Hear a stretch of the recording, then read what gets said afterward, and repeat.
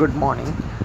இந்த வீடியோவில் வந்து நம்ம professional English for physical science இந்த பேப்பர் இருக்குல்ல, ஸோ பிஎஸ்சி பிசிஏ இது மாதிரி சயின்ஸ் ஸ்டூடெண்ட்ஸ் படிக்கிற இந்த ப்ரொஃபஷனல் இங்கிலீஷ் பேப்பரில் செகண்ட் செமஸ்டரில் வந்து 4th யூனிட்டை வந்து நம்ம ஸ்டார்ட் பண்ண போகிறோம்.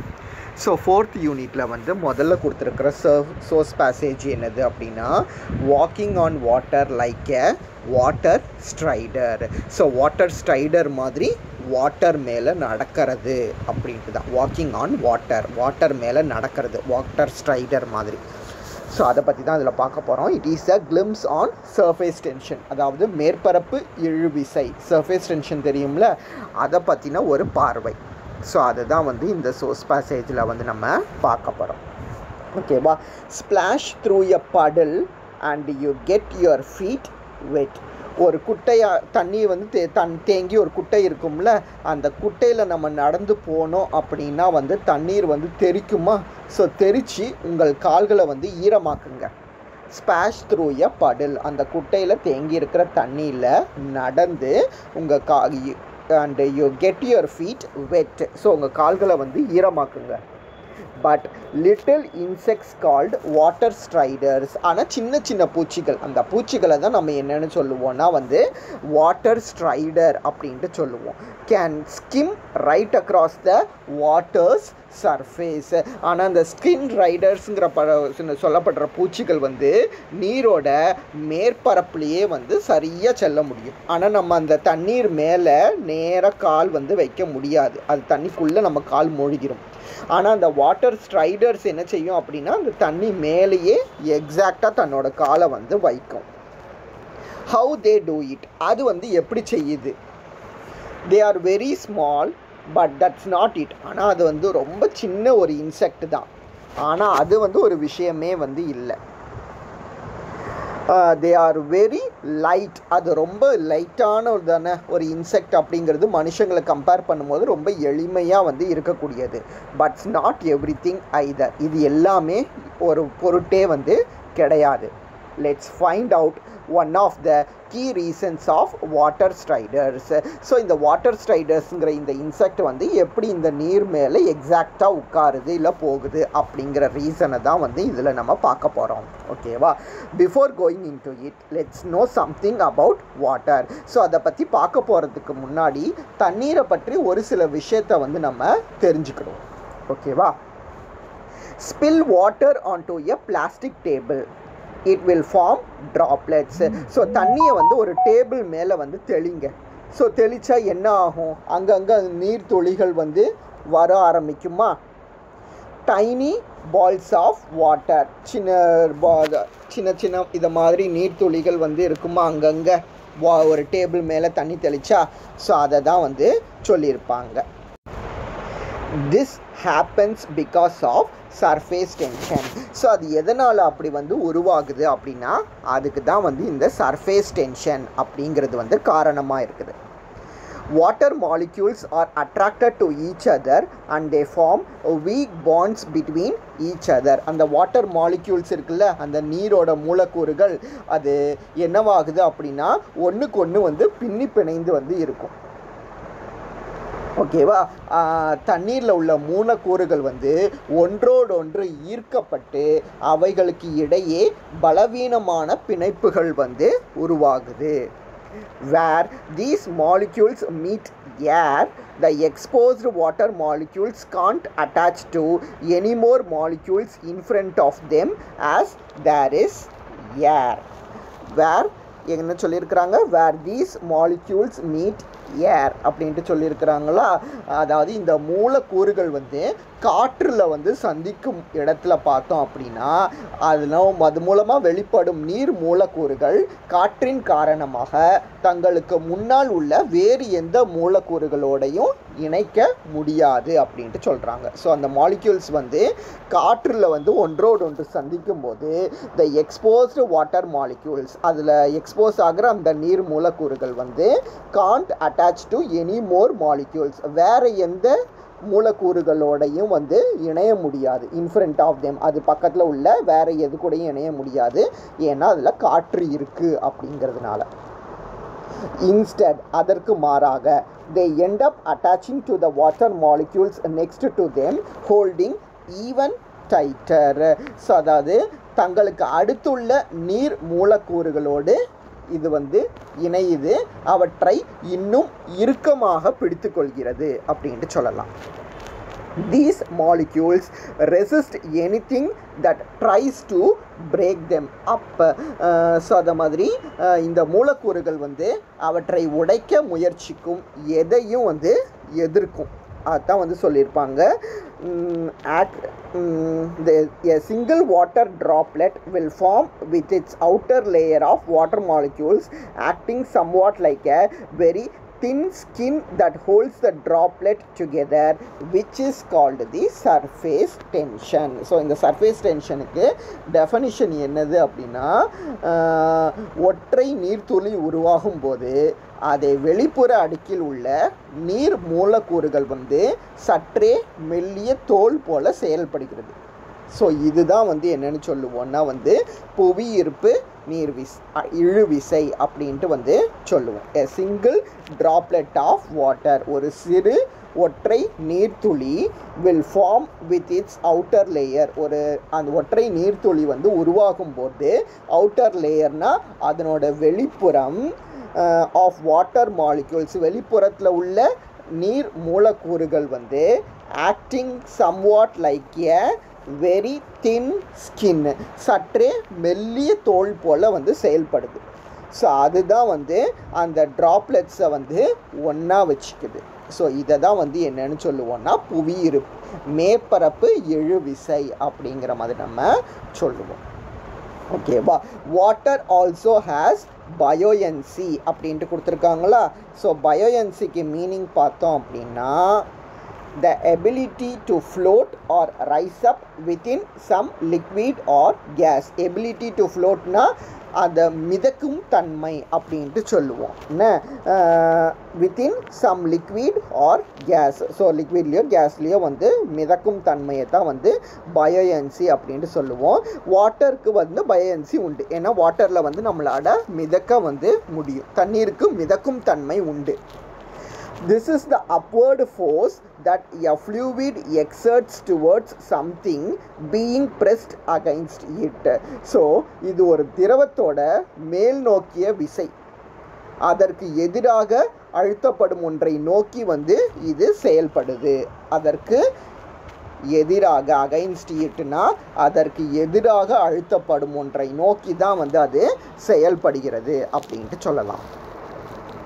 Water molecule take up space and exerts pressure upward and forcing up anything that is pressing down. So அப்படி பார்த்தோம் அப்படின்னா நீர் மூலக்கூறுகள் வந்து இருக்கிற இடத்தை எடுத்துக்கொண்டு அதுக்கு கீழே அழுத்தும் எதையும் மேல் நோக்கி அழுத்தத்தை வந்து செலுத்துது. அதாவது நீர் மூலக்கூறுகள் வந்து அது இருக்கிற இடத்த கீழ் நோக்கி அழுத்தணும் அப்படின்னா அதுக்கு ஆப்போசிட்டாக வந்து அது மேல் நோக்கி அதோட அழுத்தத்தை வந்து செலுத்தும். அதுதான் வந்து it exerts the pressure upward, மேல் நோக்கி வந்து அழுத்தத்தை செலுத்தும். Forcing up anything that is pressing down. So எதெல்லாம் அது கீழே தள்ள பார்க்குதோ அதை கீழே தள்ள பார்க்குறதுக்கு ஆப்போசிட்டாக இது அது வந்து மேலே தள்ள பார்க்குது அப்படின்ட்டு சொல்லலாம். If there is more pressure up from the water than the pressure down from an object, it floats. So ஒரு பொருளில் கீழே உள்ள அழுத்தத்தை விட தண்ணீரில் வந்து அழுத்தம் அதிகமாக இருந்தால் அது மிதக்கும். அப்படி பொருள் வந்து அதிக அழுத்தத்தை கீழே வந்து செலுத்தினா வந்து அது மூழ்கிரும். அதுதான் இதில் சொல்லியிருப்பாங்க. If there is more pressure up from the water, வாட்டர்லேருந்து ப்ரெஷர் வந்து இருந்துச்சு அப்படின்னா then the pressure down from man ஆப்ஜெக்டில் உள்ளதை விட வாட்டரில் அதிகமாக இருந்தது அப்படின்னா அந்த ஆப்ஜெக்ட் ஃப்ளோட் ஆக ஆரம்பிச்சிடும். If the object exerts more pressure down, அந்த ஆப்ஜெக்ட் வந்து ப்ரெஷரை வந்து கீழே ரொம்ப தள்ளிச்சு அப்படின்னா அந்த ஆப்ஜெக்ட் வந்து தண்ணிக்குள்ளே மூழ்கிரும் அப்படின்ட்டு வந்து சொல்லியிருப்பாங்க. டு வாக் அக்ராஸ் வாட்டர் மேலே வந்து நடக்கணும் அப்படின்னா water striders could be taking advantage of surface tension. So அந்த வாட்டர் ஸ்ட்ரைடர்ஸ் வந்து இந்த மேற்பரப்பு இழுவிசையை தான் வந்து எடுத்துக்குது. அண்ட் பயோயன்சி அதை மாதிரி அந்த மிதக்கும் தன்மையை இது ரெண்டுத்தையும் வந்து தான் வந்து பயன்படுத்தி அந்த தண்ணீர் மேலே குறுக்க நெடுக்குது. வாட்டர் ஸ்ட்ரைடர்ஸ் வந்து வாட்டர் மேலே நடக்கிறதுக்கு இந்த மேற்பரப்பு இழுவிசையையும் மிதக்கும் தன்மையையும் தான் வந்து பயன்படுத்துது வாட்டர் மேலே நடக்கிறதுக்கு. So to take advantage of surface tension all they need to do is to break the surface of the water molecules. So அப்போ அந்த மேற்பரப்பு இழுவிசையை வந்து பயன்படுத்திக்கிறதுக்கு என்ன செய்யணும் அப்படின்னா நீர் மூலக்கூறுகளோட மேற்பரப்பை வந்து பிரேக் பண்ணக்கூடாது, உடைக்கக்கூடாது. டு அட்வான்டேஜ் ஆஃப் பயோயன்சி மிதக்கும் தன்மையை வந்து பயன்படுத்தி கொள்ளணும் அப்படின்னா the striders would put down as little pressure on the water as possible. So மிதக்கும் தன்மையை பயன்படுத்துறதுக்கு என்ன செய்யணும் அப்படின்னா அந்த வாட்டர் ஸ்ட்ரைடர்ஸ் வந்து லைட்டான ப்ரெஷரை மட்டும் அந்த வாட்டரோட சர்ஃபேஸ் மேலே வந்து கொடுக்கணும். That way the pressure up from the water would let them float. அப்பந்தான் வந்து தண்ணி என்ன செய்யும் அப்படின்னா வந்து அதை வந்து மிதக்க வைக்கும், தண்ணீரில் வந்து மிதக்க வைக்கும். ஓகேவா? One way to achieve both of these goals என்னென்னது? மேற்பரப்பு இழுவிசையை பயன்படுத்தணும், அதுக்கப்புறம் வந்து மிதக்கும் தன்மை.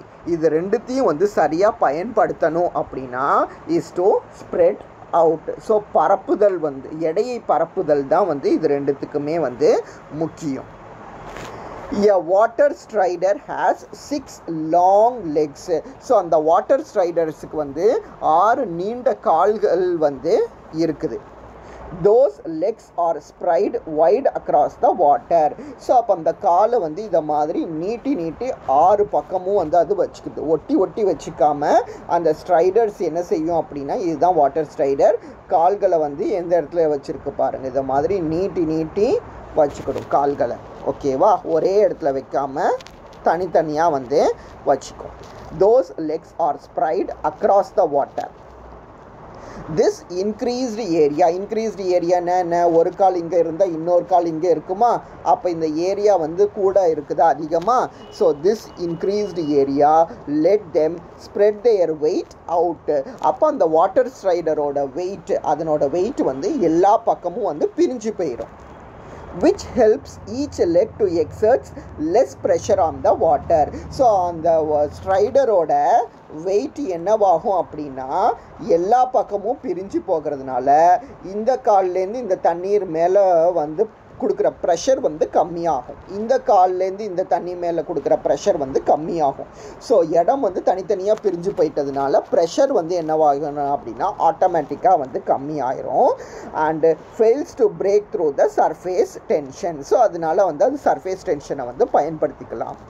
Thus the water strider float along the surface. So அதனால தான் இந்த வாட்டர் ஸ்ட்ரைடர்ஸ் வந்து அந்த தண்ணீரோட பரப்பு மேலே மிதக்க முடியுது. If this is how water striders manage their walking on water feet.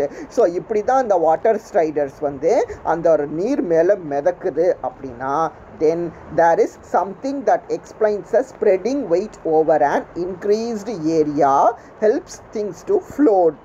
So அப்போ அது எப்படி மிதக்குது அப்படின்ட்டு சொல்லியிருந்தோன்னா அதனோட வெயிட்டு ஈவனாக எல்லா பக்கமும் வந்து பிரிஞ்சிருது. ஸோ வெயிட்டு பிரியறதுனால அது தண்ணீர் மேலே கொடுக்குற ப்ரெஷர் வந்து கம்மியாகுது. அப்படி ப்ரெஷர் கம்மியாகிறதுனால தான் இந்த வாட்டர் மேலே வாட்டர் ஸ்ட்ரைடர் வந்து மிதக்க முடியுது அப்படின்ட்டு நம்ம பார்த்துருந்தோம். ஸோ அப்போ இதுலேருந்து நமக்கு என்ன தெரிய வருது அப்படின்னா வாட்டர் ஸ்ட்ரைடர்ஸ் வந்து வாட்டர் மேலே மிதக்கிறதுக்கு முக்கிய காரணம் வந்து spreading wait over and increased area. அதனோட வெயிட்டை வந்து எல்லா பக்கமும் வந்து பிரித்து கொடுக்கணும் அப்படிங்கிறது தான் இதில் நோட் பண்ண வேண்டிய ஒரு முக்கியமான விஷயமாக வந்து இருக்குது. To study this and experimentation is made. So இதை பற்றி படிக்கிறதுக்கு வந்து ஒரு எக்ஸ்பெரிமெண்ட் வந்து செஞ்சு பார்த்தாங்க, ஆராய்ச்சி. Instead of real water striders, fake ones are created out of wire. So உண்மையான உயிருள்ள வாட்டர் ஸ்ட்ரைடர்ஸுக்கு பதிலாக ஒயர் மூலமாக உருவாக்கின ஒரு போலியான வாட்டர் ஸ்ட்ரைடர்ஸ் வந்து தயாரித்தாங்க.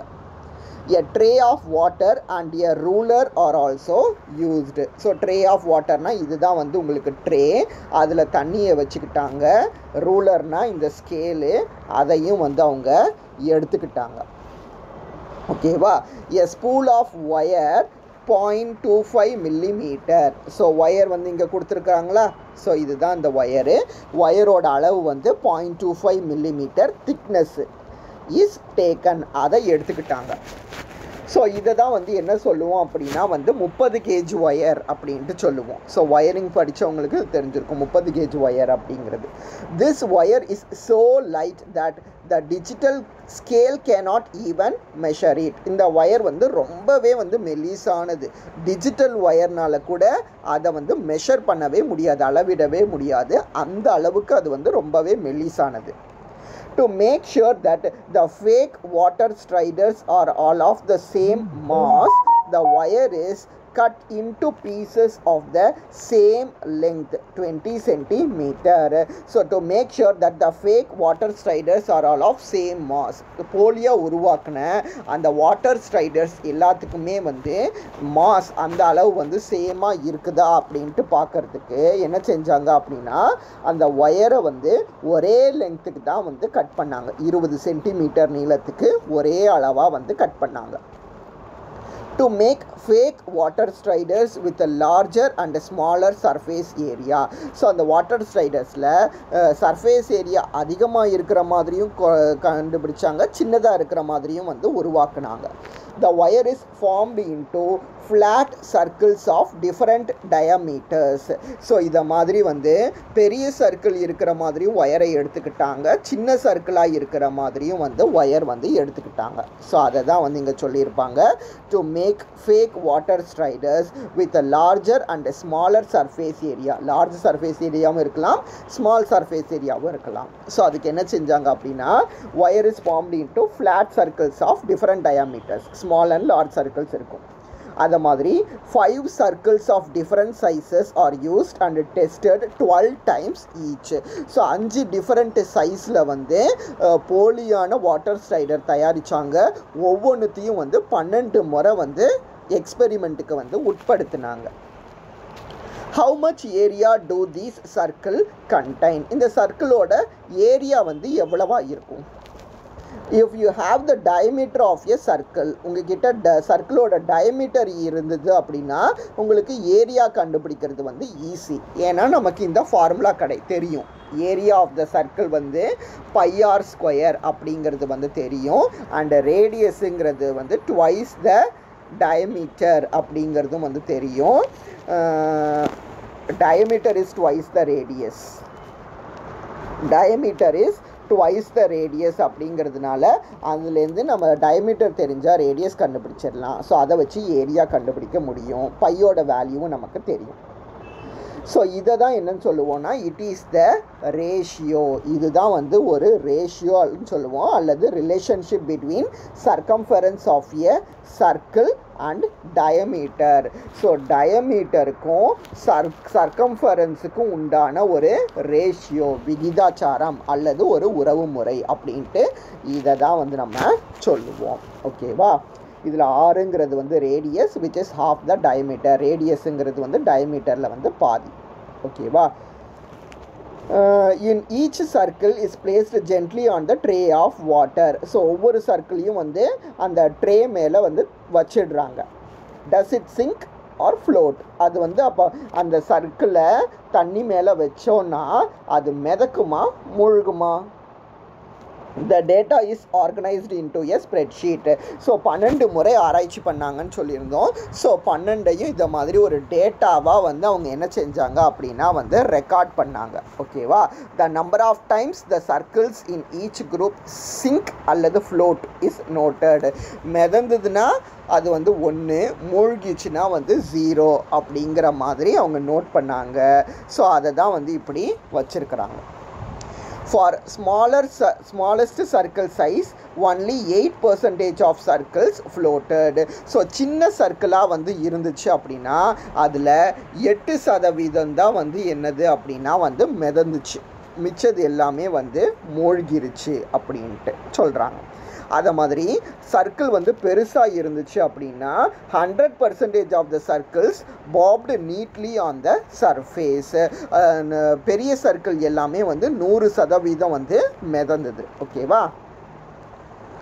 as the circle increased in area, அப்போ சர்க்கிளோட ஏரியா இன்க்ரீஸ் ஆக அந்த ஃப்ளோட்டிங் லெவலும் வந்து ஆட்டோமேட்டிக்காக வந்து இன்க்ரீஸ் ஆச்சு. Objects with a larger surface area appear more likely to flat than those with a smaller surface area. அப்போது லார்ஜர் சர்ஃபேஸ் ஏரியா உள்ள object வந்து மிதக்கும், அதே சர்ஃபேஸ் ஏரியா வந்து கம்மியாயிருச்சு அப்படின்னா அது வந்து மூழ்கிரும். ஸோ இதுதான் வந்து அடிப்படை. ஸோ அப்போது வாட்டர் மேலே வந்து மிதக்கணுமா அல்லது வந்து மூழ்கணுமா ஒரு ஆப்ஜெக்ட் அப்படிங்கிறது அதனோட சர்ஃபேஸ் ஏரியாவை பொறுத்து. சர்ஃபேஸ் ஏரியா அதிகமாக அது மிதக்கும், கம்மியாக அது தண்ணியில் வந்து மூழ்கிரும் அப்படிங்கிறது தான் வந்து இந்த சோர்ஸ் பேசேஜ். ஓகேவா?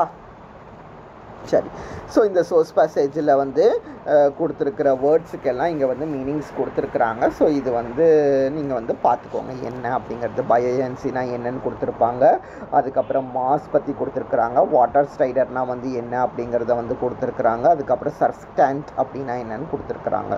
ஸோ இது எல்லாமே கொஞ்சம் ஈஸி தான், அதனால் நீங்கள் பார்த்துடலாம். ஸோ நெக்ஸ்ட்டு வந்து ரீடிங் ஆக்டிவிட்டியில் பார்த்தோம் அப்படின்னா சினானிம்ஸ் வந்து கண்டுபிடிக்க சொல்லியிருக்கிறாங்க. ஸோ ஒரு வேர்டு கொடுத்து அதுக்கு வந்து மீனிங்ஸ் வந்து என்ன அப்படிங்கிறத வந்து கண்டுபிடிக்கணும். அதை மாதிரி திசாரஸ் அப்படின்ட்டு ஒன்று உண்டு. திசாரஸ்னால் இங்கிலீஷில் இருக்கிற ஒரு வார்த்தைக்கு ஈக்குவலண்ட்டான வேறு சில வார்த்தைகள் அப்படின்ட்டு சொல்லுவோம். அப்போது இதே வார்த்தைக்கு ஈக்குவலண்ட்டாக வேறு என்னென்ன வார்த்தைகள்னால் இருக்குதுன்னு நீங்கள் திசாரஸில் பார்த்தீங்கன்னா தெரியும். திசாரஸ்னு கூகுளில் போட்டாலே வந்து வரும். ஸோ அதில் போட்டு இதுக்கு ஈக்குவலண்ட்டாக வேறு என்னென்ன வார்த்தைகள் இருக்குது அப்படிங்கிறது இங்கே மோர் ஆஃப் சினானிம்ஸ். இதுதான் இந்த சோர்ஸ் பேசேஜ். ரெண்டாவது பார்த்தோம் அப்படின்னா list 5 objects that sink and 5 objects that float. So உங்களுக்கு தெரிஞ்ச 5 ஆப்ஜெக்ட் சொல்லணும். அது தண்ணியில் போட்டோம் அப்படின்னா முழுகிற மாதிரி ஒரு ஆப்ஜெக்ட், மிதக்கிற மாதிரி ஒரு ஆப்ஜெக்ட், அப்படி 5 ஆப்ஜெக்ட்ஸ் வந்து நீங்கள் சொல்லணும். அது வந்து ரெண்டாவது. மூணாவது பார்த்தோம் அப்படின்னா வந்து write the sentences to explain concept from the text using the following phrases.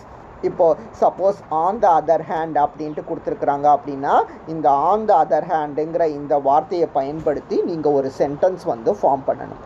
அதை மாதிரி இன்ஸ்பைட் ஆஃப் அப்படிங்கிற வார்த்தை கொடுத்துருக்காங்க, in addition to, along with, similarly, as a result, இதை மாதிரி வார்த்தைகளை பயன்படுத்தி சென்டென்ஸ் ஃபார்ம் பண்ணுறது வந்து இந்த சோர்ஸ் பேசேஜில் வந்து இந்த டாஸ்கில் கொடுத்துருக்குறாங்க. ஸோ அடுத்த டாஸ்கில் வந்து இங்கே வந்து ஒரு யூடியூப் வீடியோ கொடுத்துருக்குறாங்க. இந்த யூடியூப் வீடியோவை பார்த்துட்டு கீழே உள்ள கொஸ்டின்ஸுக்கு வந்து நீங்கள் ஆன்சர் பண்ணுற மாதிரி இருக்கும். அந்த மாதிரி 2 யூடியூப் வீடியோ கொடுத்துருக்குறாங்க. ஓகேவா? ஸோ லாஸ்ட்டாக எப்பவும் போல் ப்ரனன்சியேஷன் ப்ராக்டிஸ். கொலின்ஸ் ஆன்லைன் டிக்ஷனரியிலேருந்து இந்த வார்த்தைக்கு உண்டான ப்ரனன்சியேஷன் வந்து எப்படி இருக்கும் அப்படிங்கிறத வந்து நீங்கள் கேட்டு பார்க்கணும். ஓகேவா? ஸோ இதுதான் இந்த water striders, walking on a water like a water strider, இந்த சோர்ஸ் பேசேஜுக்கு ரிலேட்டடாக உள்ள டாஸ்க்கு. ஸோ இந்த ஒரு சோர்ஸ் பேசேஜை வந்து இன்றைக்கி வீடியோவில் வந்து பாருங்கள்.